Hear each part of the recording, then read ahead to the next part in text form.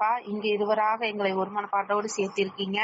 அப்பா இந்த வசனத்துல நாங்க என்ன தியானிக்கணும்னு ஆவியானவரே நீங்க எங்களை மறைச்சு நீங்க பேசுங்க, நாங்க கேட்டு செயல கொண்டு வரபடி எங்களுக்கு உதவி செய்யுங்க. நீங்க அப்படியே செய்ய போறதுக்காக கொடான கொடி நன்றிப்பா. சகல துதிக நம்ம மனித முக்கிய செலுத்திடும் இயேசு நாமத்துல ஜெபிக்கிற வேண்டிக் கொள்கிறோம் நம்ம ஜீவனில நல்ல பிதாவே. ஆமென். ஆமென். இப்போ வசனத்துக்கு போயிடலாமாங்கக்கா? போலாம்ப்பா. 1 கொரிந்தியர் அதிகாரம் 2. 1 கொரிந்தியர் அதிகாரம் 2. அதுல பாருங்களேன், 10வது வசனத்துல இருந்தே பாத்துக்கலாம். இன்னுமே ரொம்ப அப்கிரேடா பவுல்ல சொல்றாரு, எங்களுக்கோ கிறிஸ்துவின் சிந்தை உண்டாயிருக்கிறது. கிறிஸ்துவோட சிந்தையை யாராலும் அறிய முடியாது. ஆனா எங்களுக்கு கிறிஸ்துவின் சிந்தை உண்டாயிருக்குதுன்னா அவங்க எந்த அளவுக்கு கிறிஸ்துவுக்காக, நான் ஒரு மனுஷனும் உருவாயிருக்கிறேன், எனக்குன்னு ஒரு செல்ஃப் இருக்குது, நான் கொஞ்சமாவது என்னை பாத்துக்கணும், நீ கொஞ்சமாவது உன்னை பாத்துக்கோ, சும்மா நீ ஊருக்கே ஓடிட்டு இருக்காதுன்னு ஒரு சிலர்ல சொல்லுவாங்க, கேள்விப்பட்டிருக்கீங்களா? அந்த மாதிரி அவன் செல்ஃப் லவ் பண்ணுவான், அவன் செல்ஃபுக்கு கொடுக்க வேண்டிய இம்பார்ட்டன்ஸ் கொடுப்பான். ஆனா பவுலெல்லாம் எதையெல்லாம் லாபமா எண்ணினாரோ அதையெல்லாம் கிறிஸ்துவுக்காக குப்பையும் நஷ்டமும் எண்ணினாரு. அப்ப தேவனுடைய சிந்தை அவங்களுக்குள்ள இருக்கிறதுனால, தேவனுக்குரியவைகளை அவங்க அறிஞ்சதுனாலதான் அந்த மாதிரி செயல்பட்ட முடிஞ்சது. இப்ப இதுல எனக்கு என்ன வெளிப்பாடு கிடைச்சிருக்குன்னா, 1 கொரிந்தியர் அதிகாரம் 2 அதுல 10வது வசனம் படிக்கிறேன். நமக்கோ தேவன் அவைகளை தமது ஆவியினாலே வெளிப்படுத்தினார், அந்த ஆவியானவர் எல்லாவற்றையும் தேவனுடைய ஆழங்களையும் ஆராய்ந்திருக்கிறார். மனுஷனில் உள்ள ஆவியே அன்றி மனுஷரில் எவன் மனுஷனுக்குரியவைகளை அறிவான்? அப்படி போல தேவனுடைய ஆவியே அன்றி ஒருவனும் தேவனுக்குரியவைகளை அறிய மாட்டான். அப்ப மனுஷனுடைய ஆவினால மனுஷனுக்கு என்னென்ன தேவை? இப்போ எனக்கு என்னென்ன தேவை, வீட்டுக்கு நான் சமைக்கிறதுக்கு என்ன தேவை, அரிசி பருப்பு உப்பு பிளா பிளா, அப்புறம் துவைக்கிறதுக்கு சோப்பு அது இதுன்னு எனக்கு தேவை. அதை நான் உடனே என் ஹஸ்பண்ட் கிட்ட கேட்டு வாங்குறேன், நானே கூட வாங்கிக்கிறேன் இல்லையா? ஆனா தேவனுக்குரியவைகளை தேவனுடைய ஆவினாலே அன்றி தேவனுக்குரியவைகளை ஒருத்தனும் அறிய மாட்டான். ரட்சிக்கப்பட்டாச்சு, ஞானஸ்தானம் வாங்கியாச்சு, ஒரே தேவன் உண்டு, அவரை தவிர வேற ஒரு தேவன் இல்லைங்கிறது மட்டும் ரட்சிப்புன்னு நிறைய பேர் நம்ம நினைச்சிட்டு இருக்கிறோம்.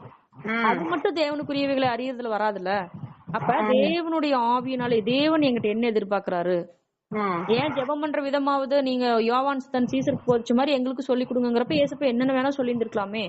பரம மண்டலங்கள் இருக்கிற அந்த ஜெபம் தான் சொன்னாரு, பரலோகத்திலே உங்க சித்தம் செயல்படுறதா பூமியிலேயே உங்க சித்தம் செயல்படுறதாக. அப்ப என்னோட லைஃப்ல இயேசு கிறிஸ்துவோட சித்தம் செயல்பட்டாதான் அது பர்ஃபெக்டா இருக்கும். அப்ப தேவனுடைய ஆவியே அன்றி தேவனுக்குரியவைகளை ஒருவனும் அறிய மாட்டான்.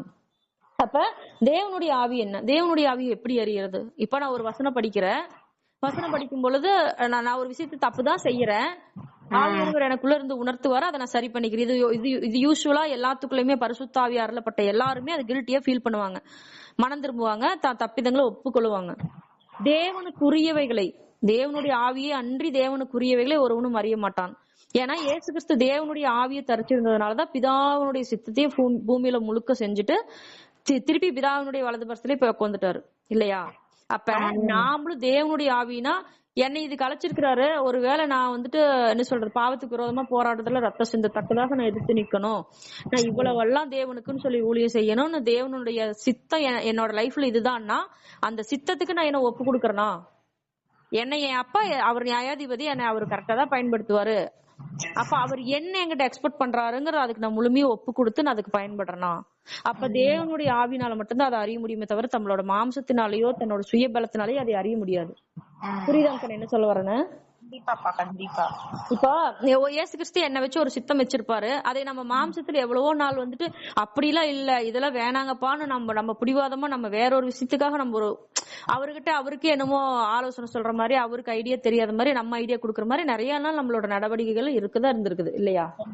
அப்படி இருக்கிறப்போ தேவனுடைய ஆவியே அன்றி ஒருவனும் தேவனுக்குரியவைகளை அறிய மாட்டான்.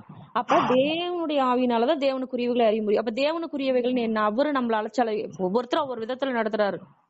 பவுல ஒரு விதத்துல நடத்தினாரு, பேதுரு ஒரு விதத்துல நடத்தினாரு சரியா? புறஜாதிகளுக்கு பவுல அப்போஸ்தலனாகவும், என்ன சொல்றது, பேதுரு ஒரு யூத ஜனங்களுக்காகவும் மத்த ஜனங்களுக்காகவும் இப்படி ஒவ்வொருத்தரையும் ஒவ்வொரு வழியில நடத்தினாரு.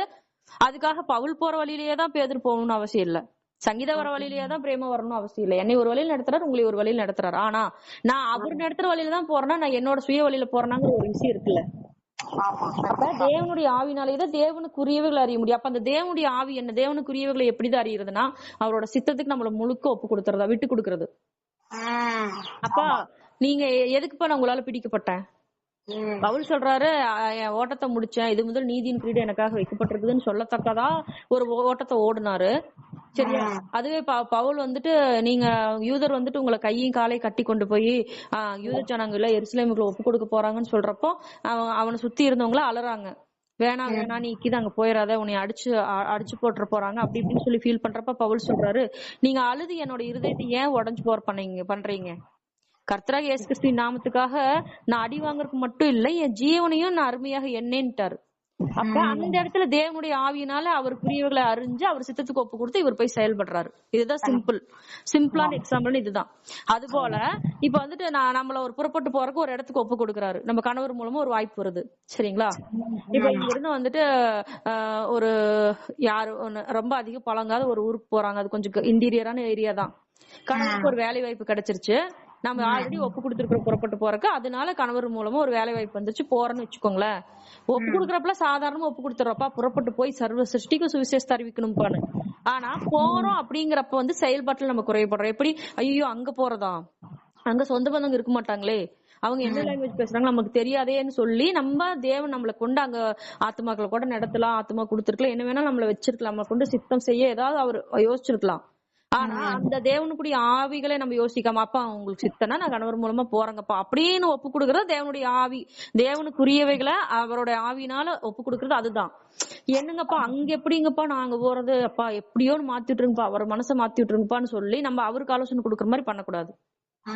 கணவர் மூலமா ஒண்ணு வருது அப்படிங்கிறப்ப கணவருக்கு எல்லா காரியத்திலும் கீழ்ப்படியணும், ஆலோசனை சொல்லக்கூடாதுன்னு தான் நம்ம வேதத்துல படிக்கிறோம். இதுதான் ஒரு சின்ன சின்ன எக்ஸாம்பிள் சொல்றப்ப, தேவனுடைய ஆவியினாலே அன்றி ஒருவனும் தேவனுக்குரியவைகளை அறிய மாட்டான்.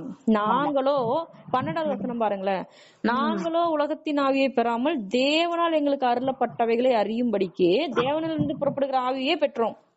நாங்க உலகத்துல இருக்கிற ஆவி பெறல, சரியா? தேவனால எங்களுக்கு அருளப்பட்டவைகளை இதெல்லாம் அருளுங்கிறாங்க. எதை அருளுங்கிறாங்க? அவங்களுக்குன்னு சொல்லி வச்சிருக்கிற பொக்கிஷத்தை அருளுங்களா, தேவனுக்காக பாடுபடுகிறத அருள்னு சொல்றாரு பாருங்களேன். தேவனால் எங்களுக்கு அருளப்பட்டவைகளை அறியும்படிக்கு அவர்ல இருந்து புறப்படுகிறவர்களே அறிஞ்சிருக்கிறோம். ஏன்னா அவங்க அருளுங்கிறது எதை தெரியுமா சொல்றாங்க? பேதர் என்ன தெரியுமா சொல்றாரு? பொதுவான சிறைச்சாலையில வச்சு அடி பயங்கரமா வெளுத்து வாங்கிட்டு, இந்த நாமத்தை குறிச்சு இனிமேல் நீங்க ஒருபோதும் பேசக்கூடாதுன்னு அந்த வேத பாரகரும் பரிசேயரும் சொல்றப்ப பேதர் என்ன தெரியுமா சொல்றாரு? அவருடைய நாமத்திற்காக பாட அனுபவிக்கிறதுக்கு எங்களுக்கு அருளப்பட்டிருக்குது.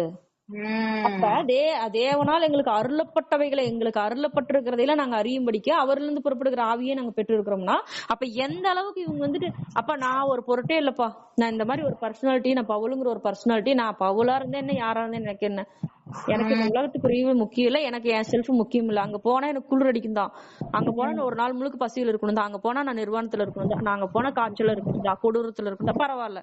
அங்க போனா உங்க சித்தம் செயல்படும்ல, உங்க நாம மகிமையிடும், போதும் நான் போறேன். இதுதான் தேவனுக்குரியவைகளை செய்யறது. எனக்கு அப்ப இதுதான் கம்ஃபர்டபுள், எனக்கு இங்கதான்ப்பா எனக்கு எல்லாமே வசதி இருக்குது, எனக்கு இதுதான் கரெக்டா இருக்குது, எனக்கு நீங்க இப்படியே வைங்கப்பான்னு சொல்லி நான் அவருக்கு ஆலோசனை கொடுத்து ஜெபிக்கிறதுல நான் தேவனுக்குரியவைகளை செய்யல, அறியல. புரிஞ்சுதாங்கக்கா? பாருங்களேன் 13வது வசனம் 12 புரிஞ்சிருச்சுல? புரிஞ்சிச்சுமா? அவைகளை 13 படிக்கிறேன். அவைகளை நாங்கள் மனுஷ ஞானம் போதிக்கிற வார்த்தைகளாலே பேசாமல் பரிசுத்தாவி போதிக்கிற வார்த்தைகளாலே பேசி ஆவிக்குரியவைகளோட சம்பந்தப்படுத்தி காண்பிக்கிறோம். எப்படி மனுஷன் பேசுறான் பாத்தீங்களா, அந்த மாதிரில நாங்க மனுஷ பேசுற வார்த்தையினால பேசாம பரிசுத்தாவி போதிக்கிற வார்த்தையினால பேசி ஆவிக்குரியதோட நாங்க சம்பந்தப்படுத்தி காட்டுறோம். ஜென்ம சுபாவமும் ஒரு மனுஷன் இருப்பான், சரியா? அவன் என்னதான் ரட்சிக்கப்பட்டிருந்தாலும் ஜென்ம சுபாவமான மனுஷனும் தேவனுடைய ஆவிக்குரியவைகளை ஏற்றுக்கொள்ளான், சரியா? அவைகள் அவனுக்கு பைத்தியமாக தோணும். இது என்னமோ சொத்தை விக்கலாங்குதுக, ஏழைகளுக்கு கொடுக்கலாங்குதுக, இது என்ற வித்தியாசமா இருக்கு, இதுக்கெல்லாம் பைத்தியங்களா இருக்குன்னு அவன் நினைப்பான். ஏன்னா அவன் வந்துட்டு தேவனுடைய ஆவியை பெறல, அவனுக்கு பரிசுத்த ஆவியோட அன்பு அவனுக்கு அவன் அறியல, அவன் அசட்டை பண்றான், அதனால அவனுக்குள்ளான போகல, அதனால அவனுக்கு பைத்தியமா தான் தோன்றும். அவைகள் ஆவிக்கேற்ற பிரகாரமாய் ஆராய்ந்து நிதானிக்கப்படுகிறவைகளானதால் அவைகளை அறிவு மாட்டேன். ஆவிக்கேற்றபடி நிதானிக்கணும். அவன் உலகத்தாம்பு எப்படி ஜென்ம சுபாவமா இருக்கிற எப்படி இதை போய் ஆவிக்கேற்றபடி நிதானிப்பான்? ஆவிக்குரியவன் எல்லாவற்றையும் ஆராய்ந்து நிதானிக்கிறான், ஆனால் அவன் மற்றொருவனாலும் ஆராய்ந்து நிதானிக்கப்படான். ஆவிக்குரியவன் எல்லாத்தையுமே பாப்பான், ஒரு தாட்டி 2 தாட்டி. எப்படி எல்லாவற்றையும் சோதித்து பார்த்து நலமானதை பிடித்துக் கொள்ளுங்கிற வசனத்தின்படி எல்லாத்தையும் சோதிச்சு பார்த்து நலமானதை பிடிச்சுக்குவான். ஆனா அவன் மத்த யாராலையும் நிதானிக்கப்பட மாட்டான். சரிங்களா? கர்த்தருக்கு போதிக்கத்தக்க அவருடைய சிந்தையை அறிந்தவன் யார்? எங்களுக்கோ கிறிஸ்துவின் சிந்தை உண்டாயிருக்கிறது. கிறிஸ்துவுக்கு போதிக்கத்தக்க அளவுக்கு அவரோட சிந்தை அறிஞ்சவன் யாரு? அவர் எப்பேற்பட்டவர்? அவருக்கு போய் ஒரு ஆலோசனை சொல்ல முடியுமா? அப்படிதான் வசனம் சொல்லுது. ஆனா பவுல் சொல்றாரு எங்களுக்கோ கிறிஸ்துவின் சிந்தை உண்டாயிருக்கு. அப்ப கிறிஸ்துவோட சிந்தை இருக்கவும் தான் கிறிஸ்துவுக்காக தன்னை வந்துட்டு அற்பமா எண்ணி அவருக்காக எல்லாவற்றையும் குப்பையை நஷ்டமா எண்ணி ஓட முடிஞ்சது. கிறிஸ்துவோட சிந்தை இல்லைன்னா மாம்ச சிந்தையில என்னத்தை யோசிக்க முடியும்? கண்டிப்பா. அப்ப இன்னைக்கு கூட நம்ம எவ்வளவு சுயநலமா அவரு அப்பா நீங்க மறிச்சீங்கப்பா, ரத்தம் சிந்துனீங்கப்பா, உங்களுக்கு நன்றிங்கப்பா, கொடானு கொடி ஸ்தோத்திரங்கப்பான்னு வாயில வர வார்த்தையை அவர் விரும்பவே இல்லையே. வாயில எல்லாருமே சொல்லிட்டு போயிடலாம் அழகா. உலகத்தானே சொல்றான் உங்க ஏசு சாமி தான் நல்லவரு, உங்க ஏசு சாமி மாதிரி ஒரு அன்பான தெய்வத்தை பார்க்க முடியாது, ஆனா எங்க சாமி தான் பெருசுன்னு உலகத்தானே சொல்றானே. அந்த புகழ்றத அவர் விரும்பல. ரட்சிப்புன்னா என்ன? ஒரே தேவன் உண்டு, அவரை தவிர வேற ஒரு தேவன், இதுதான் ரட்சிப்பு இல்லையா? அப்ப அந்த புகழ்றது யாரு வேணாலும் புகழ்ந்துட்டு போயிடலாம். எங்க அக்கா ஒண்ணு இல்ல கூட பிறந்து சொல்றான், நீ உன்னதமான பரிசுத்தமான தூய்மையான சாமி கும்பிடுற, அதனால நீ எல்லாம் சகிச்சுட்டு போவ, நாங்களே சகிச்சுட்டு போக மாட்டோம் எங்க அக்கா சொல்றான். இப்ப அவளுக்கே தெரியுது அவர் உன்னதமானவர், புனிதமானவர், பரிசுத்தர்னு தெரியுது. இப்ப அதை அவளும் சொல்றா, நாமளும் சொல்றோம். இதையே தேவன் நம்ம கிட்ட விரும்பல. பட் அதுக்காக இதை பண்ணக்கூடாதுன்னு நான் சொல்லல. ஸ்தோத்திரத்தை அவருக்கு ஏறெடுக்கணும். ஆனா செயல்பாடுகள் வரும்போது கிரியைகளால நம்ம எப்படி வெளிப்படுத்துறது? ஒரு விஷயத்த சொல்றாரு, இமீடியட்டா ஒபே பண்ணணும். இத பண்ணாத மகளே அப்படிங்கிறாருன்னா அது பண்ணக்கூடாது. அதே செய்ய வேணாம் அப்படிங்கறத செய்யின்னு சொல்றது எதா இருக்கும்? இந்த பழத்தை சாப்பிடாத, புசிக்காத, சாகவே சாவாயின்னு சொல்லிட்டாரு, இல்ல அப்படி சொன்னாராக்கும், திங்கலாம் தப்பே இல்லையா அப்படின்னு வஞ்சிக்கிறது அவனோட வேலை. அப்ப தேவன் செய்ய வேணாங்கிறத நம்ம அவாய்ட் பண்ணணும், அவர் செய்யுங்கிறத நம்ம இமீடியட்டா கீழ்ப்படியணும். இதுதானே நமக்கு கத்து கொடுக்குறாரு. ஆமா, படிகள் இருக்கணும். அவர் சித்தமும் நம்ம என்னதுன்னு நம்ம நிதானித்து அறிந்து அவர்கிட்ட கேட்டு பெற்றுக்கொள்ளும் போது நமக்கு கிடைக்கும். ஏன்னா மத்திய 24:25 எல்லாம் சொல்லி இருக்கிறாரு, இந்த சிறுவர்களுக்கு எதை செய்யாது எனக்கே செய்ததுன்னு சொல்லி இருக்கிறாரு. ஏன்னா நம்ம அவரோட ஆவியை பெற்றதுனாலதான் அந்த ஆவியானவர் நமக்குள்ள இருந்து இதெல்லாம் செய்யணும்னு நம்மளுக்கு அது உணர்த்தி செயல்பாட்டுல கொண்டு வரும்படி செய்யறாரு. அதையும் நம்ம அசட்டையா பண்ணிட்டு இதெல்லாம் யார் செய்வா அப்படின்னு சொல்லிட்டு இருக்காம அவர் சொல்ற அந்த வார்த்தைக்கு கீழ்படிந்து ஆவியானவர் நமக்குள்ள இருந்து நமக்கு அந்த உணர்த்துறத நம்ம செயல்பாட்டுல கொண்டு வரும்போதுதான் அவர் நம்மளோடு வாசம் பண்ணி நம்மளோடு இருந்து இது போல நம்ம தேவனுடைய ஆவியை பெற்று நம்ம நடந்து கொள்ள முடியும். கண்டிப்பா. இங்க பாருங்கக்கா, 1 கொரிந்தியர் 3வது அதிகாரத்துல 11வது வசனம். இதுல எனக்கு தோன்றத சொல்றேன், உங்களுக்கு நீங்க ஆவியில உணர்றத சொல்லுங்க. நீங்க எங்களை மறைச்சு நீங்க பேசுங்கப்பா. பாருங்களேன், 1 கொரிந்தியர் 3வது அதிகாரத்துல 11வது வசனத்துல படிக்கிறக்கா, போடப்பட்டிருக்கிற அஸ்திபாரமாகிய இயேசு கிறிஸ்துவே அல்லாமல் வேற அஸ்திபாரத்தை போட ஒருவனாலும் கூடாது. எப்படி? போடப்பட்டிருக்கிற அஸ்திபாரம் இயேசு கிறிஸ்து தான். அந்த அஸ்திபாரத்தை எல்லாமே வேற ஒரு அஸ்திபாரத்தை எவனாலையும் போட முடியாது. சரிங்களா? ஒருவன் அந்த அஸ்திபாரத்தின் மேல் பொன், வெள்ளி, விலையேற பெற்ற கல், மரம், புல், வைக்கோல் ஆகிய இவைகளை கட்டினால், எப்படி போடப்பட்டிருக்கிற அஸ்திபாரமாகிய இயேசு கிறிஸ்து மேலதான் நம்ம கட்டுறோம் வீட்டை. அது எப்படி கட்டுறான்? ஒருத்த பொண்ணுனால கட்டுறான், ஒருத்த வெள்ளினால கட்டுறான், விலையேற பெற்ற கல்லுனால கட்டுறான், மரத்தினால கட்டுறான், புல்லுனால கட்டுறான், வைக்கோல்னால கட்டுறான். சரியா? ஆகிய இவைகளை கட்டினால் அவனவனுடைய வேலைப்பாடு வெளியாகும், நாளானது அதை விளங்க பண்ணும். ஏனெனில் அது அக்னியினாலே வெளிப்படுத்தப்படும். அவனவனுடைய வேலைப்பாடு எத்தன்மையுள்ளது என்று அக்னியானது பரிசோதிக்கும். அதனால் ஒருவன் கட்டினது நிலைத்தான் அவன் கூலியை பெறுவான். ஒருவன் கட்டினது வெந்து போனால் அவன் நஷ்டமடைவான், அவனும் ரட்சிக்கப்படுவான், அதுவும் அக்னியில் அகப்பட்டு தப்பினது போல் இருக்கும். இவ பாருங்களேன், இப்ப போடப்பட்டிருக்கிற அஸ்திபாரமாக இயேசு கிறிஸ்து மேல நம்ம கட்டுறோம். எப்படி கட்டுறோம்? அவரோட ராஜ்யத்தின் நீதிய பொண்ணுனால எப்படி கட்டுறாங்கன்னா, தனக்கு இருக்கிற தங்கம், ஜுவல்ஸ் அதெல்லாம் வித்து இந்த மாதிரி ஒரு பரிசுத்தவான்களோட குறைவுகளை நீக்கிறது, ஏழைகளுக்கு உதவி செய்யறது, ஒரு தர்ம காரியம் பண்றது, ஒருத்தங்களுக்கு இல்லையா, ஒருத்தங்க ரசிக்கப்பட்டாங்களா, அவங்க ஒரு கடன்ல இருக்கிறாங்களா, அவங்களுக்கு உதவி செய்யறது, இந்த மாதிரி பொண்ணுனால கட்டுறாங்க. தங்கத்தினால, பொண்ணுனா தங்கம், வெள்ளினால, சரி, அப்புறம் விலையேற பெற்ற கல்லுனால, மரத்தினால கூட கட்டுறாங்களாமா, புல்லுனாலையும் கட்டுறாங்களாமா, வைக்கோல்னாலையும் கட்டுறாங்களாமா. அப்ப அவனவனுடைய வெளிப்பாடு எப்படி வெளியாகுது? நானானது விலங்கு பண்றப்ப அவனோட வெளிப்பாடு வருது. பொல்லுலயே கட்டிட்டு இருந்தானே அது வேஸ்ட் தானே, வைக்கோல்லயே கட்டிட்டு இருந்தானே அது வேஸ்ட் தானே. பாருங்க, எதுனாலும் கட்டணும், பொண்ணுனாலும் வெள்ளினாலையும் கட்டணும். அதன் மேல ஒருவன் கட்டினது நிலைத்தால் அவன் கூலியை பெறுவான், அவன் கட்டினது வெந்து போனால் அவன் நஷ்டமடைவான். பாருங்களேன், அப்ப கட்டினது எப்படி நிலைக்கும்? தங்கத்தை என்னதான் சுட்டரிச்சாலும் அது உருகி மறுபடியும் கோல்டாவதான் நிக்குமே தவிர அது அப்படியே சாம்பலாலாம் ஆயிராது. வெள்ளிக்கு மேபி அதேதான் இல்லையா? அப்ப விலையேற பெற்ற கல்லுக்கு கூட என்ன சொல்ற, கல்லையும் அதே மாதிரி சாம்பலாக்க முடியாது இல்லையாக்கா? அப்ப மரமும் புல்லும் வைக்கோலும் சாம்பலாயிரும். அப்ப கட்டுனது நிலைச்சாதான் அவன் அவன் அவன் கூலி பெறுவான். கட்டுனது வெந்து போச்சுன்னா அவன் நஷ்டம் அடைகிறான். அப்ப அதுக்காக வந்துட்டு நான் தங்கத்தையே வித்து கொடுக்குன்னு சொல்ல வரல. நான் கிறிஸ்துவுக்கு பண்றது மனப்பூர்வமா நான் எப்படி பண்றேன் புரியுதாங்கக்கா? நான் எந்த அளவுக்கு கொடுக்கறேன். இந்த பொன் வெள்ளி அப்படிங்கறது கிறிஸ்துவுக்கு செய்யக்கூடிய வேலைப்பாடுகள் எனக்கு தெரியுது. கிறிஸ்துவுக்கு செய்யற ஊழியங்களா தெரியுது. அதாவது நான் இப்ப தங்கம் குடுக்கறதுன்னா எவ்வளவு, தங்கங்கிறது எவ்வளவு மதிப்பு இன்னைக்கு ரேட் படி 85,000. அப்ப அவ்வளவு அதிகமா நான் குடுக்கறேனா இல்ல சாட்டா நான் குடுக்கறேனா எல்லாமே இருக்குல்லக்கா. நான் வெள்ளி அளவுக்கு நான் குடுக்கறேனா இல்லையா, ஒண்ணுமே குடுக்காம வைக்கோல் அளவு குடுக்கறேனா, புல் அளவு குடுக்கறேனா, மர அளவு குடுக்கறேனா தேவனுக்காக. அப்ப நான் அந்த அஸ்திபாரத்து மேல நான் எந்த அளவுக்கு கட்டுறனோ அந்த அளவுக்கு தான் அது நிலைக்கும். நான் கட்டுனது நிலைக்கலைன்னா அது வெந்து நஷ்டமாயிரும். அப்ப அது வேஸ்ட் தானே. தேவன் கேட்பார்ல, உனக்கு நான் இவ்வளவு பண்ணல, நீ எனக்கு என்ன பண்ண? இல்ல எனக்கு அது நான் சொல்றதே கரெக்ட்னு சொல்லல, எனக்கு இந்த மாதிரி ஒரு வெளிப்பாடு கிடைச்சது. அப்ப அவன் கட்டுனது நினைச்சாதான் அவன் கூலியை பெறுவான். ஒண்ணும் இல்ல, இப்ப நம்ம தோட்டத்துக்கே போறோம், களை எடுக்க சொல்றாங்க, நல்லா களை வெட்டினாதான் கூலியை கொடுப்போம். 1-2 வெட்டிட்டு புல்லு அப்படியே இருந்துச்சுன்னா என்னங்க களை எடுத்துருக்கீங்க, உங்களுக்கு எப்படிங்க மனசார கூலி தரது, முடியாதுங்கன்னு தான் சொல்லுவான். அது அவனுக்கு ஓகேனா தான் அவன் கூலியே கொடுப்பான். அது போல நான் போடப்பட்டிருக்கிற அஸ்திபாரமாக இயேசு கிறிஸ்து மேலதான் நான் வந்துட்டு நான் கட்டுறேன். சரியா? அந்த நான் கட்டப்பட்டிருக்கிற அஸ்திபாரம் நிலைச்சிருக்கணும். அதை நான் எதுல கட்டுறேன், அது நிலைச்சிருக்க தக்கதா அது செயல்பாடு இருந்தாதான் நான் கூலி வாங்குவேன், இல்லைன்னா நான் நஷ்டம் அடைவேன். இப்ப நீங்க உங்க ஆவில உணர்றத சொல்லுங்கக்கா. எனக்கு இதுல ஒருவன் அந்த அஸ்திபாரத்தில், அதாவது போடப்பட்டிருக்கிற அஸ்திபாரமாகிய கிறிஸ்துவாகிய அல்லாமல் வேற அஸ்திபாரத்தை போட ஒருவனாலும் கூடாது. அதாவது இது உலக பிரகாரமும் நம்ம ஆவிக்குரிய வாழ்க்கை ஏசப்பா இங்க 2 இதா நம்ம ஏசப்பாவோட வசனம்னு ஒண்ணு எடுத்துட்டாலே அவரோட அன்பு ஆழத்தை ஆராய்ந்து பார்க்க புதையல் மாதிரி தோண்ட வந்துகிட்டே இருக்கும். அந்த மாதிரி ஒரு வசனத்தை எடுத்துட்டோம்னா அதுக்கு உண்டான ஒவ்வொருத்தர் மூலியமா ஆவியானவர் பேசுறாரு. எப்படின்னா, ஒருவன் அந்த அஸ்திபாரத்தில் மேல் பொன்னு வெள்ளி விலையேற பெற்ற மரம் புல் வைக்கோல் ஆகிய இவைகளை கட்டினாள். அப்படின்னா எனக்கு இதுல விசுவாசத்தை சோதிச்சு பாக்குற ஒரு வசனமா எனக்கு இது தோணுது. எப்படின்னா, ஒருத்த நல்லா ஆதியிலிருந்து கிறிஸ்துவுக்குள்ள வளர்ந்து நல்லா ஒரு பொண்ணை போல ஜொலிச்சு நிப்பான். ஒருத்த வெள்ளி போல அவனுக்கு உண்டான தனக்கு உண்டான அந்த விசுவாசத்தை வெளிப்படுத்துறாங்க. எப்படின்னா, இப்ப நீங்க மயகலக்காவில எடுத்துக்கிட்டீங்கன்னா நல்ல வசனத்துல வளர்ந்து நிக்கிறீங்க. விஜி எடுத்துக்குங்க, விஜி கூட பழைய ஏற்பாடு வாசிக்கிறாங்க, அவங்க எல்லாம் நல்ல வசனத்துல எடுத்து வர்றாங்க.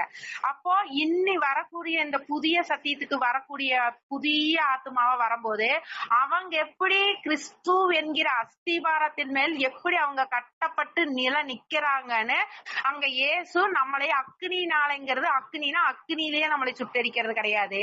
நம்மளுக்கு வர நம்மளே யோசிச்சு பார்ப்போம்.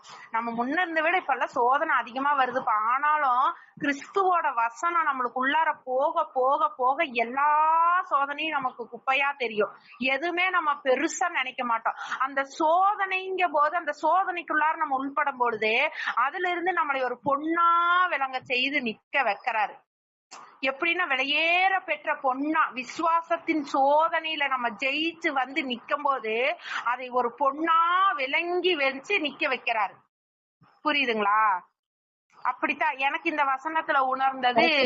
சொல்றது ஒரு வகையில ஓகேதான். அதாவது நான் சொல்றது என்னன்னா, கிறிஸ்துவுக்குரியதுல எல்லாமே, கிறிஸ்துவுக்குரியதுன்னு என்ன, விசுவாசம் இல்லாமல் தேவனுக்கு பிரியமா இருக்கிறது கூடாத காரியம். அப்ப விசுவாசிக்கணும், ஒரே தேவன் உண்டு வேற ஒரு தேவன் இல்லைங்கிறது விசுவாசிக்கிறோம். சாத்தானே கண்டு நடுங்குறான், ஓ தேவனுடைய குமாரனா எங்களுக்கு ஒன்னும் செஞ்சிடாதீங்க, காலம் வரும்னே என்னை வேதனைப்படுத்தாதீங்கிறான். அப்ப விசுவாசிக்கிறதா ஃபர்ஸ்ட் பிகினிங்கே.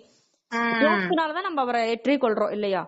அப்ப விசுவாசம் மாத்திரம் வராதுங்கக்கா, தேவனுக்குன்னு சொல்லி நான் செய்யறேன் பாத்தீங்களா. இப்ப எப்படி தாளந்துல சொல்லப்பட்டிருக்கு பாத்தீங்களா, தாளந்துன்னா அது என்ன ஒரு காயின் மட்டும் வந்துருமா? ஏன்னா தேவன் பொருளாதாரத்துக்கு மட்டும்தான் தேவனா கிடையாதுல்ல, தேவன் சகலத்துக்கும் தேவன். அது போல தாளந்துல எப்படி அந்த காயின் மட்டும் நம்ம எடுத்துக்கிறோம், 1 தாளந்து 2 தாளந்து 5 தாளந்து அப்படின்னு தாளந்து மட்டும் எடுத்துக்கிறோம். ஆனா இதுல பாருங்களேன், அவன் கட்டுனது நிலைச்சிருந்தா அப்படின்னா அப்ப அந்த அக்னியில அகப்பட்டு தப்புனது போல் இருக்கும். அப்படின்னா இந்த கல்லு அக்னியில அகப்பட்டு தப்பிருச்சு. எது? விலையேற பெற்ற கல்லு.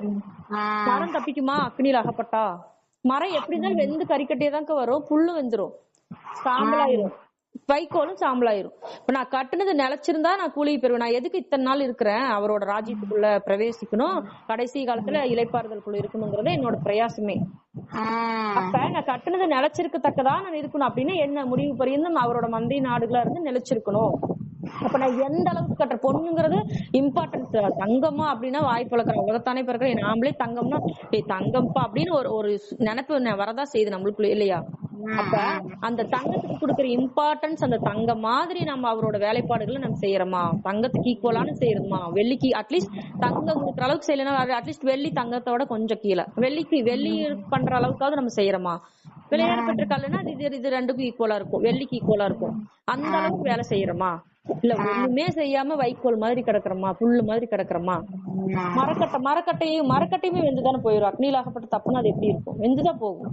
அப்ப நம்மளோட வேலைப்பாடுகள் கிறிஸ்துக்குள்ள எப்படி இருந்து ஆவியில உணர்ந்து இதே கரெக்ட்னு சொல்லல இல்ல. இப்ப எனக்கு அது உணர்த்தப்பட்டுச்சு. ஆமா இல்ல, அப்ப நாம தேவனுக்குள்ள நம்ம எப்படி இருக்கிறோம், இயேசு கிறிஸ்துக்குள்ள நம்ம எப்படி இருக்கிறோம், ஒவ்வொருத்தரும் அவருக்குன்னு சொல்லி வைராக்கியமே எழும்பணும். எனக்கு ஒரு தாழ்ந்து கொடுத்திருக்காரு, இன்னைக்கு நீ சும்மாதானே இருக்கிற மகள. இப்ப நான் நினைச்சா வீட்டுல ஒரு பாக்கெட் சாப்பாடு செஞ்சுட்டு அப்படியே கொண்டு போய் யாராவது ஒருத்தர் ஏழை இருந்தாங்கன்னா அவங்களுக்கு கொடுத்துட்டு வரலாம். மத்தேயு 25வது அதிகாரத்தில் சொல்லப்பட்ட வசனத்தை நிறைவேற்றலாம். பசியா இருந்தே எனக்கு சாப்பாடு கொடுத்தீர்கள், தாகமா இருந்தே எனக்கு தாகத்தை கொடுத்தீர்கள், அன்னினா இருந்தே நான் சேர்த்துக் கொண்டீர்கள். மாதிரி பசியா இருக்கிறவங்களுக்கு ஒருவேளை சாப்பாடு கொடுத்துட்டு வரலாமே. இது உலகத்தை யாராலையும் பண்ண முடியாது. ஏன்னா அவருக்கே மிகவும் சிறியவனாகி ஒருத்தருக்கு நீ அதை செஞ்சு அதை எனக்கே செஞ்சுட்டாரு. அப்ப நம்ம அப்பாவுக்கு செய்யற பாக்கி எனக்கு இருக்குது. அப்ப இந்த இடத்துல நான் ஒரு பாக்கெட் கொடுத்தது தங்கத்துக்கு ஈக்குவல் தான். அப்ப தங்கம் அப்படிங்கிற அளவுக்கு நான் கட்டுறேன். கிறிஸ்துவுக்குள்ள போடப்பட்டிருக்கிற அஸ்திபாரமாகி வேற ஒரு அஸ்திபாரத்துக்குள்ள உலகத்தா செஞ்சானா அது வேற ஒரு அஸ்திபாரம். அந்த அஸ்திபாரத்துக்குள்ள வரவே வராதுன்ட்டாரு.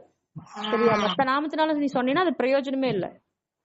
எங்க அப்பா சாப்பாடு கொடுக்க சொன்னாரு, நான் கொடுக்குறேங்கிறதால நம்ம கொடுக்குறோம், நம்மளும் அதை பண்ண மாட்டோம் இல்லையா? ஆமா. அதனால இது எனக்கு இப்படி ஆவியில வெளிப்படுத்தப்பட்டுச்சுங்கக்கா. சரிப்பா.